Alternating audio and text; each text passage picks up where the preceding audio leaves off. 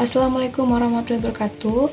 Perkenalkan, nama saya Firly Nurfaiti. Di sini saya akan mempresentasikan UTS Manajemen PR saya. Kasus yang saya ambil itu adalah kasus tindak pidana korupsi yang terjadi di Lembaga Pembiayaan Ekspor Indonesia atau LPEI. Kasus dugaan korupsi yang terjadi di Lembaga Pembiayaan Ekspor Indonesia atau LPEI diduga telah bermula pada sejak tahun 2019. Kasus korupsi yang merugikan keuangan negara sebesar 2,5 triliun ini diserahkan oleh Menteri Keuangan yaitu Sri Mulyani kepada Kejaksaan Agung pada tanggal 18 Maret 2024.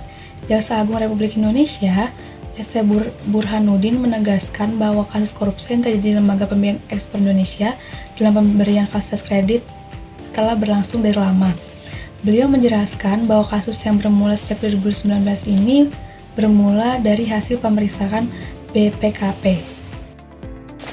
Di sini dalam menganalisis kasus tersebut, dugaan korupsi di Lembaga Pembiayaan Ekspor Indonesia terdapat beberapa konsep dan teorinya.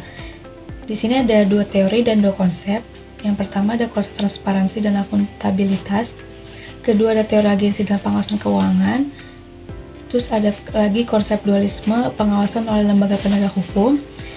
Satu lagi ada konsep negara sebagai pemegang saham yang terpisah.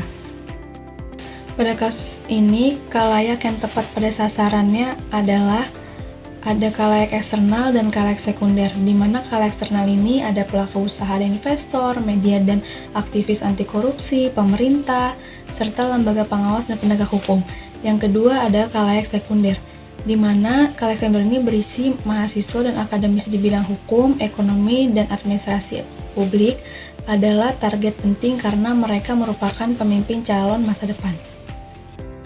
Pada kasus ini juga saya menggunakan analisis situasional, yaitu analisis situasional terhadap kasus dugaan korupsi yang melibatkan Lembaga Pembiayaan Ekspor Indonesia atau LPEI yang dilakukan dengan mempertimbangkan beberapa faktor yang berkaitan dengan kasus tersebut seperti latar belakang masalah, dampak hukum, implikasi ekonomi, tata kelola dan pengawasan, serta reaksi publik dan sosial.